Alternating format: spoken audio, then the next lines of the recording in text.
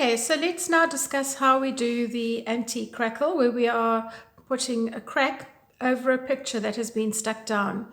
So normally you would use this in an instance where you've done maybe some decoupage onto a surface and you would like to make it look more vintagey and use this crackle, but you still need to see the picture. That's what I'm trying to say. So I've just simply taken some pieces of wrapping paper and stuck it down. And the way this crackle works is that you actually have to do 3 different steps. First, you put on a transfer glaze, which dries quite quickly. Okay. Then you put on your crackle glaze, which is a slow drying medium. So you would normally need that overnight to dry. And then you would color your cracks using either a gilding paste, or you could use an oil paint, or you could use something like shoe polish. Anything that has a solvent base as a medium, because the crackle medium, which is this here, is actually very sensitive to moisture, so you can't use your acrylics and things like that, so it must be an oil-based paint. So the first I'm going to show you is how to apply the transfer glaze onto your surface, and I'd just like to show you what it looks like when it's dry, that it actually does look somewhat streaky. Oh gosh, I hope it's picking up on the camera. Somewhat streaky, but you'll also find that the transfer glaze, when it dries, is slightly sticky to the touch, and that is normal, so don't be concerned about that. If you're wanting to get very, very fine cracks, then you're going to just simply spread this on very, very thinly. But if you're wanting to get thicker cracks, you need to spread it more thickly. And I have taught decoupage to hundreds of students literally over many, many years. And by far the most effective way of applying it is actually with your finger. Sorry if you don't like to have your fingers dirty, you could use a brush. But the problem with a brush is that as you work with a brush, you tend to put pressure on it. And so often you're dragging off as much as you're putting on. This way you can have a little bit more control as to how thick or how thin you want to put it on. One of the ways to check whether you've actually got this covered all over the surface is to just tilt it to the light so you can see whether it's thick or whether it's thin. And then if you just set it aside and leave it, you'll find that this will actually level itself out quite nicely. You normally, in a hot sort of summer's day, would perhaps need to leave this for about half an hour or so. But in winter, definitely I would leave it maybe for an hour or so just to check. Make sure that if you're having something that has edges like the coaster, which this could be, that you just clean up any bits that might have dribbled down the sides. So this we're going to set aside now, so leave that to dry. And that was done with a transfer glaze. This second coaster that I have here has already got transfer glaze on, and this has dried already. So what I'm going to do now is show you how to put the crackle on. And yes, we are going to be using our fingers once again. So I'm going to put a squirt of this on and just simply spread this out. This does have a resin in it and it's going to self-level, so you don't need to worry about it, but you do need to make sure that you get right up to the edges, because with the crackle, if you don't get it really up to the end points, you will actually notice the difference once you've colored your cracks, and it doesn't look very pretty. So make sure that you get right to the edges all the way around. Once again, like the transfer glaze, if you put this on very, very thinly, you're going to get very, very fine, delicate cracks. And if you put it on slightly thicker, you will get larger cracks. But you do need to have the same with your transfer glaze underneath. So for fine cracks, you put a thin layer of transfer glaze and a thin layer of crackle. And for larger cracks, a thick layer of transfer glaze and a thicker layer of crackle. So when I was teaching my students decoupage, what I used to do with them was just to take the back of a cereal box, and we used to just paint it, maybe stick 1 or 2 pictures on, and then just do a test sheet starting at the top. And you can even write down what you've done right at the top. Do fine or thin layers of transfer glaze to thicker, and then when you've let that dry, put thin layer of crackle to thicker. And that gives you a very good idea of how thickly to apply the medium for the effect that you want to get. We're all different, and it is important that you actually get this the way that you want it. So you can see at this particular point that this looks really gross. It's all uneven and what have you. But as I said, don't worry, it's going to self-level, and I'm just going to set that one aside.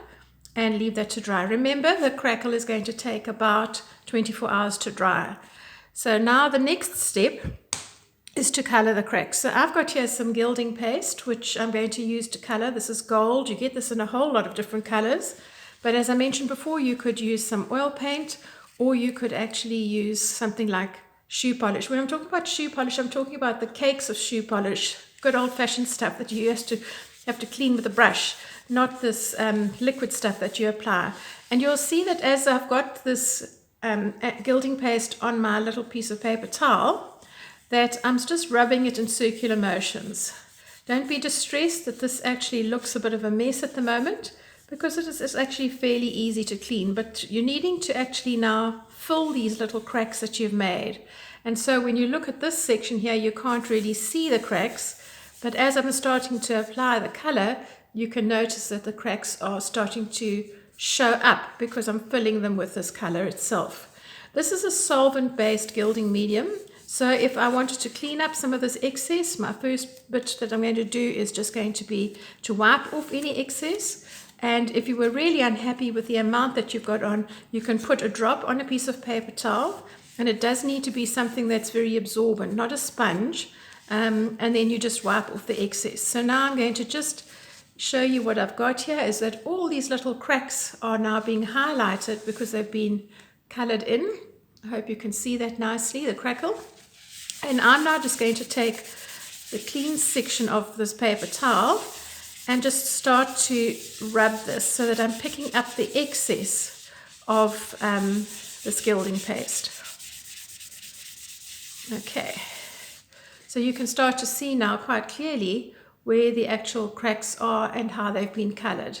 You will find that often these things will exaggerate a little bit more in time, but that's okay, because once you've colored them, you've actually got a good idea of the effect that you're going to get.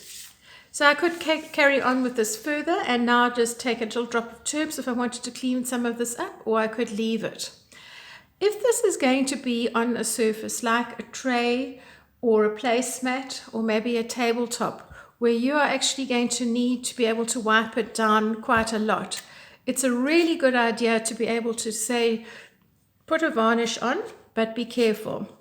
Because I mentioned to you that the crackle glaze is very, very sensitive to moisture, you're going to need to put on an oil-based varnish or a resin. So you can get a 2-part resin that you can mix, which is like the tray with the roses on that I showed you previously. Or you could put on something like an exterior household varnish, or something even like a yacht varnish. The yacht varnishes are quite nice if you want a really antique-y look because they go slightly yellow in time. But it's no good putting a water-based varnish over this because the crackle is just going to dissolve and you're going to find that you end up with a big mess. So I hope that this has given you some insight into how this crackle process works. Just remember that there are 3 steps. First one is your transfer glaze and leave that to dry for about half an hour.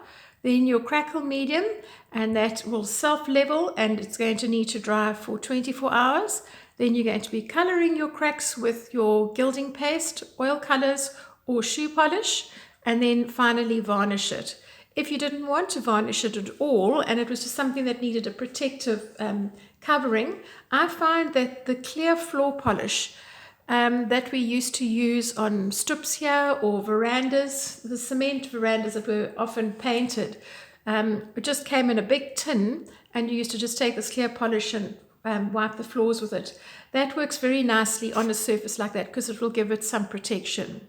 So I hope that's helpful, and if you'd like to see how to do the other crackle that we've done, the one where we cracked paint colors on top of each other using either crackle medium, which is a different one to the crackle glaze, or you could use the glue method, please just look at the links that I've put below to those videos and you can check them out. I've also done a comparison between them so that you can see one versus the other, how long they take to dry, how effective they were, the different kinds of effects. So if you're doing a big project, that might be worthwhile looking at.